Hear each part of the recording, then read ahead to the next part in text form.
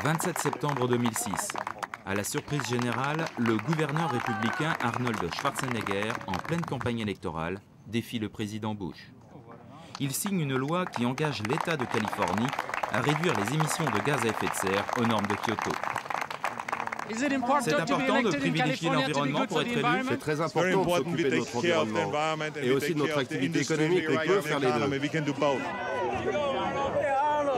Depuis quelques mois, Arnold Schwarzenegger s'est trouvé avec l'environnement un nouveau thème de campagne très rassembleur. Et personne ne l'attendait vraiment sur ce sujet. C'était en 2002. Arnold Schwarzenegger était à New York pour faire la promotion de sa voiture préférée, le Hummer, l'une des voitures les plus gourmandes en carburant jamais construites aux États-Unis. Elle est très belle, mais ça n'est pas tout. Il faut voir ce qu'elle a dans le ventre. Elle a fait ses preuves dans toutes les guerres et sur tous les champs de bataille. Ça, c'était le Terminator. En 2004, un nouveau Schwarzenegger, en manque de popularité, présentait un autre Hummer, futuriste cette fois-ci, équipé d'un moteur à hydrogène. Le gouverneur a décroché du Sénat californien un budget de plus de 6 millions de dollars pour faire la promotion de cette nouvelle technologie, en principe moins polluante. Pour l'instant, ça ne marche pas vraiment, et donc ça ne dérange personne, surtout pas les compagnies pétrolières qui contribuent largement aux campagnes électorales du gouverneur. Pour la séance photo, Arnold Schwarzenegger a fait monter le décor d'une station-service à l'hydrogène. Nous ne ferons pas qu'imaginer l'autoroute à hydrogène. Nous ne ferons pas que rêver à des stations-service à hydrogène. Nous n'allons pas seulement rêver aux voitures à hydrogène, nous allons les construire. Montrons aux gens que c'est le futur. Montrons aux gens que nous avons une chance de nettoyer l'air, de nettoyer notre environnement pour les générations futures. Dans la réalité, s'il existe bien quelques prototypes, le moteur à hydrogène n'est pour l'instant qu'un produit de laboratoire et un coup marketing du gouverneur. Le ralliement d'Arnold Schwarzenegger à la cause environnementale ne s'est vraiment affirmé que très récemment, à quelques mois des élections. Comme des milliers de Californiens, il a eu la révélation en regardant un documentaire. Le film en question s'appelle Une vérité qui dérange. Son auteur, Al Gore, candidat démocrate malheureux face à George Bush en 2000. Le documentaire est un exposé sur les dangers du réchauffement climatique. Lors de sa sortie au printemps dernier, le film a déclenché une véritable crise de conscience à Hollywood. C'est une crise planétaire et les solutions doivent impliquer toutes les nations, chaque individu. C'est vrai que les États-Unis sont responsables d'une grande partie du problème et doivent faire plus pour y remédier. Avec le réchauffement climatique, les stars et producteurs d'Hollywood, puissants lobbies, ont trouvé une nouvelle cause à défendre. Nous sommes ici dans les studios Q-Coloris, dirigés par Linda Stewart. Cette productrice profite de son influence et de ses contacts pour monter des opérations médiatiques destinées à sensibiliser l'opinion publique américaine. C'est elle qui a monté la fameuse opération Arctic Warning avec entre autres l'actrice Selma Hayek. 1000 personnes se sont allongées sur la glace pour envoyer un message du toit du monde sur les dangers du réchauffement planétaire et ses conséquences sur l'Arctique.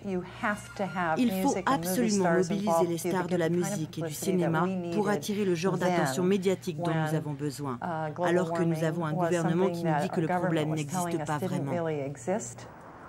Linda tient à nous faire découvrir l'objet qui est devenu la mascotte du mouvement écologique d'Hollywood. Alors, la Prius, c'est devenu le symbole, le mode de reconnaissance de l'élite verte. Cette voiture a remplacé mon Range Rover et ma Porsche Carrera. La Prius est une voiture hybride. Elle associe un moteur essence et un moteur électrique, ce qui réduit la consommation d'essence et limite la pollution. Leonardo DiCaprio a été un des premiers à acheter cette voiture. Je crois même qu'à Noël, il en a acheté 7 pour la famille et les amis. Cameron Diaz s'est débarrassé de sa Porsche pour une Prius, ainsi que Julia Louis-Dreyfus, Rob Reiner. Le message politique en conduisant cette voiture, c'est que nous avons réalisé que plus gros ne voulait pas dire meilleur. Et qu'en fait, on commence à se sentir un peu idiot dans une grosse voiture. On pense au reste du monde qui souffre. Ça n'a plus de sens. La campagne des stars d'Hollywood déclenche un véritable phénomène de mode autour de la voiture japonaise. C'est la star du parking, c'est la star de la Californie du Sud. Il faut qu'on lui trouve un tapis rouge pour la faire rentrer. C'est vraiment la star. Toyota, qui a vendu 107 000 Prius en 2005, est incapable de répondre à la demande. Les clients se les arrachent et payent 5 000 à 10 000 $ au-dessus du prix de vente, qui avoisine pourtant les 30 000 $ pour un modèle bien équipé. C'est incroyable. C'est une première dans le business de l'automobile. La fièvre verte atteint même les classes moyennes et les banlieues républicaines. Nous sommes ici à Newport Beach, en plein cœur de l'Orange County. Ces passionnés de la Prius ont fondé un club et ils se retrouvent tous les dimanches pour admirer leur voiture et bien sûr parler écologie. Cette voiture est formidable pour les passagers à l'arrière. Oui, ma tête touche presque au plafond. Mais non, on est très confortable là-dedans. Regarde, il y a même des poignées pour se tenir. Une là et une là. Ah oui, c'est bien. 90% de pollution en moins par rapport à n'importe quelle voiture de sa catégorie aux États-Unis. Après avoir fait le tour des voitures, ces militants écolo-citoyens consommateurs d'un nouveau genre se retrouvent dans le salon pour parler environnement. À l'Agence de protection de l'environnement, ils disent qu'on a déjà eu 87 jours d'air malsain cette année. Ça fait plus d'un jour sur 3 où l'on respire de l'air mortel. Moi, j'ai acheté cette voiture en voyant les pubs. Leur message expliquant les bienfaits d'être gentil avec l'environnement était vraiment émouvant. Et elles sont tellement uniques, elles ont un look tellement cool. Tout le monde reconnaît le Prius. Elle adoucit notre sentiment de culpabilité. On représente un cinquième de la population et on utilise 80% des ressources de pétrole. Cela nous met mal à l'aise. Waouh, kilométrage illimité, kilométrage illimité. La voiture et la pollution sont donc devenus objets de débat politique en Californie en pleine année électorale. C'est même devenu une affaire d'État. Pour la première fois de l'histoire, les procureurs d'un État de l'Union ont décidé d'entamer une procédure judiciaire à l'encontre des 6 plus grands constructeurs automobiles de la planète. L'homme chargé de cette affaire, c'est le procureur Ken Alex. Bon, vous ne plaisantez pas avec le réchauffement climatique. Ah oui, j'adore faire du vélo. Oui, je prends ça sérieusement. Pour l'instant, les constructeurs incriminés, Chrysler, General Motors, Ford, Toyota, Honda et Nissan, ne prennent pas l'histoire au sérieux. Ils dénoncent un complot politique. Dans tous les grands procès, c'est la réponse typique de la défense. C'est un acte politique, tout ça c'est pour prendre des voix aux élections. En Californie, il y a un consensus sur le fait de prendre cette histoire au sérieux et d'attaquer le problème du réchauffement climatique sur plusieurs fronts. Nous avons choisi cette période tout simplement parce que les scientifiques sont arrivés à nous donner des preuves qui permettent de justifier nos poursuites. Ken Alex veut obliger les constructeurs à respecter des normes de pollution plus strictes. Il veut aussi obtenir des dommages et intérêts pour les dégâts dus à la pollution dont sont responsables les véhicules. Une affaire qui n'est pas sans rappeler les célèbres plaintes contre les compagnies de tabac. La similitude, c'est que les sociétés de tabac avaient le même regard sur les premières poursuites. Ils pensaient que les tribunaux n'allaient pas prendre l'affaire au sérieux. Les constructeurs automobiles ont la même approche et j'espère qu'au tribunal, nous aurons le même succès.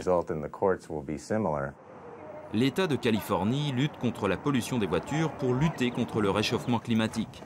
Mais pour le simple citoyen, c'est aussi le coût de l'essence qui le pousse à trouver des solutions alternatives. Le prix de l'essence a augmenté de 50% en un an. William, lui, a trouvé une solution pour ne plus acheter d'essence grâce à un véhicule pas comme les autres.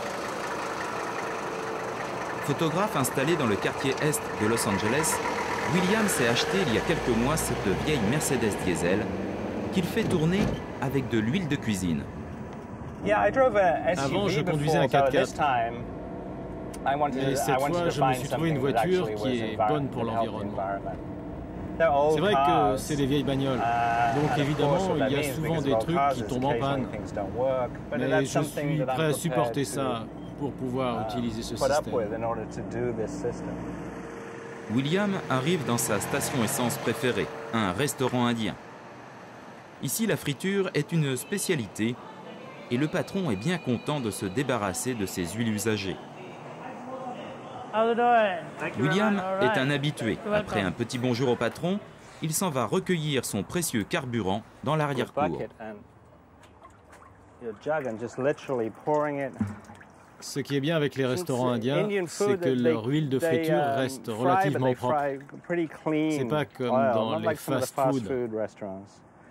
La première fois que je suis venu voir le patron de ce restaurant et que je lui ai demandé si je pouvais lui prendre son huile, quand je lui ai dit que je la mettais dans ma voiture, il était vraiment étonné. Mais à la fin, très content de me la donner. De retour à la maison, William doit filtrer son huile dans un container, la pomper dans un jerrycan, et là enfin il peut faire le plein. Moins rapide que la station-service, d'accord, mais aussi beaucoup moins cher. Combien d'argent avez-vous économisé? Je ne sais pas exactement. Je n'ai pas acheté d'essence depuis plusieurs mois. Ça doit faire une sacrée belle économie. William a acheté 2 autres vieilles Mercedes pour le reste de sa petite famille. Rouler à l'huile de cuisine permet de faire des économies. C'est aussi une façon d'affirmer sa conscience politique. Vous savez, la guerre au Moyen-Orient, la guerre en Irak, soyons lucides, c'est bien une histoire de pétrole. Cela a à voir à notre dépendance au pétrole. Franchement, à quoi ça sert aujourd'hui de conduire un énorme 4x4? Pourquoi un engin si gros? Même si vous n'êtes pas un écologiste, cela peut se comprendre. C'est juste une question de bon sens. Le boom du moteur à l'huile a commencé à Silver Lake, le quartier bobo de Los Angeles. C'est dans ce garage que les vieilles Mercedes de la ville retrouvent une nouvelle jeunesse. Le petit génie qui est à l'origine de cette opération, c'est Brian, un bricoleur astucieux qui a mis au point un système qui permet de remplacer le gasoil par de l'huile végétale. Une mécanique simple qui permet de filtrer l'huile, puis de la préchauffer. Moi, je n'ai rien découvert. À l'origine, le moteur inventé par Rudolf Diesel tournait à l'huile d'arachide. C'est donc drôle de voir les gens s'étonner du fait que cela marche, car c'était le carburant d'origine. L'huile de soja marche très bien.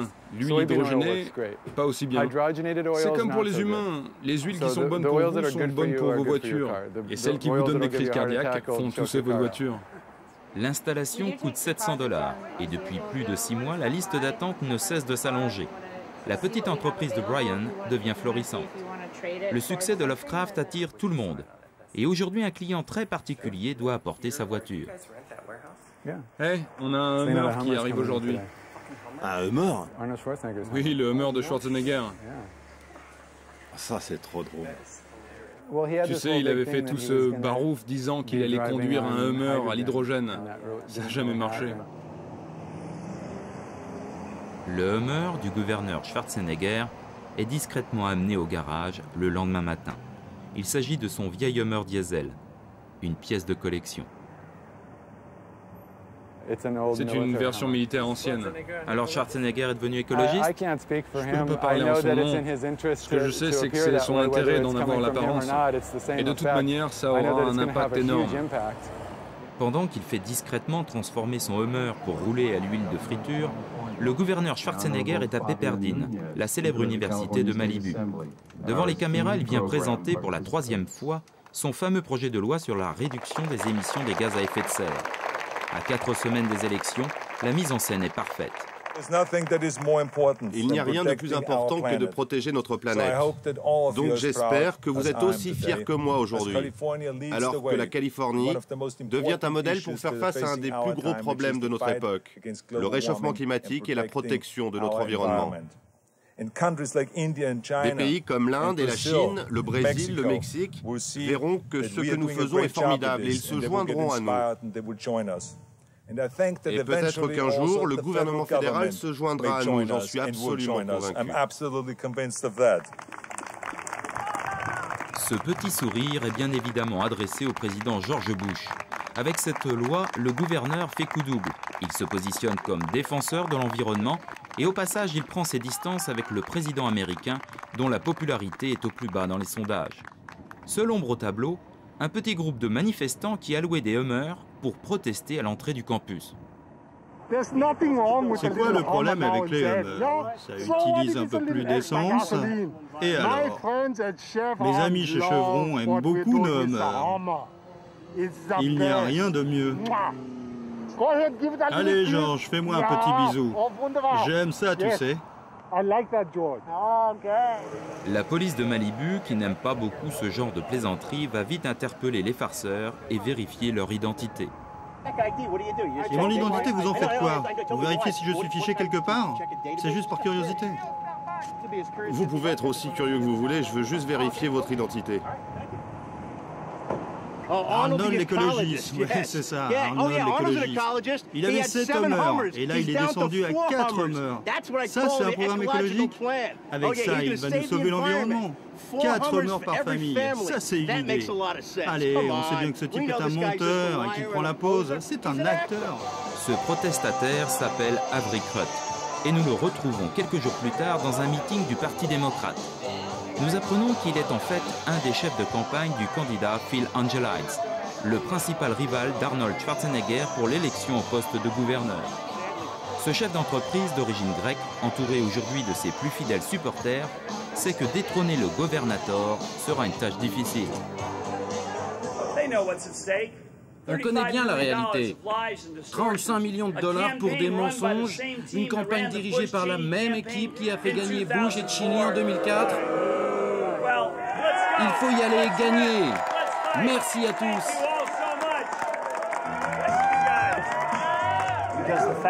La réalité est que le gouverneur Schwarzenegger a essayé de réduire la réglementation pour les raffineries de pétrole. Il a diminué le budget pour la protection de notre côte. Et il a été en Ohio pour aider la réélection de Bush, qui est le président le plus anti-environnementaliste de notre histoire. Comment peut-on être un gouverneur environnementaliste alors que vous êtes dans le camp de George Bush? Tout ça, c'est juste pour se faire réélire. Et pour l'instant, cela marche bien, puisque Arnold Schwarzenegger dispose d'une avance de 15 points dans les sondages. Pour tenter de rattraper son retard, Phil Angelides va parcourir l'État jusqu'au dernier jour avant l'élection. Le pari est-il perdu d'avance? La réponse d'Avery Crott, le conseiller, en dit long sur le moral des troupes chez les démocrates. Encore une fois, les démocrates vont perdre, ce sera comme d'habitude. On n'a pas représenté la majorité depuis tellement longtemps dans ce pays. Ce à qui on doit s'adresser, c'est la masse d'électeurs qui votent sur la personnalité du candidat. Ils ne votent pas en fonction du programme, et même si on leur vend l'environnement, ils s'en fichent. Ce qu'ils pensent, c'est est-ce que je vote pour le Terminator ou est-ce que je vote pour terminer le Terminator? Ce soir, Avery Crott va rejoindre ses camarades démocrates pour regarder le débat télévisé entre leur candidat et le gouverneur Schwarzenegger. Ce sera le seul débat public de la campagne. Et Avery Crott sait que c'est peut-être l'opération de la dernière chance pour les démocrates. Arnold Schwarzenegger semble serein, détendu. Cravaté de vert, il apparaîtra ce soir encore comme le défenseur de l'environnement. Ce qui est le plus important pour nous, c'est de continuer exactement ce que nous faisons depuis 3 ans, c'est-à-dire trouver des carburants alternatifs. Par exemple, nous avons commencé à construire l'autoroute à hydrogène. Oui, nous devons devenir moins dépendants du pétrole. La différence entre le gouverneur Arnold Schwarzenegger et moi, c'est qu'il reçoit plus d'argent des compagnies pétrolières que n'importe quel autre politicien, mis à part George Bush.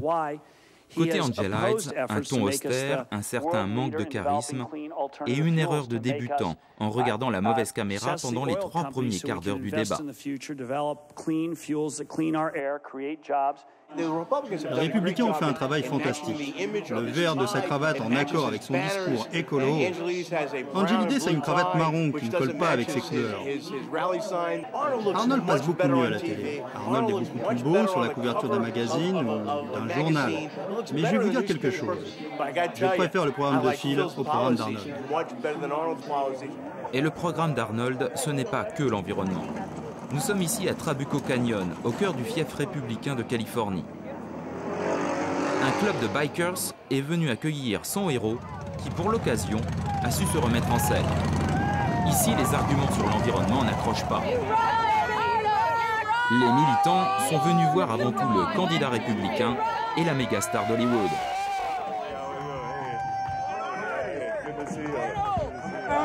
Il nous permet de conserver le rêve américain, il nous donne de l'espoir. Non mais sérieusement. Sérieusement, parce qu'il est très musclé. C'est le Terminator. J'aime bien ses films. On aime son corps musclé. Il ne faudrait quand même pas qu'il devienne un écolo. Aujourd'hui, le gouverneur ne parlera pas d'environnement à son assistance. Pour faire vibrer sa base républicaine, il revient à des valeurs sûres. Je sais que si j'ai pu réaliser mon rêve américain, c'est grâce à tous les braves de ce pays qui se sont battus pour la démocratie et la liberté. Je leur dis merci. Merci de risquer votre vie pour protéger la nôtre.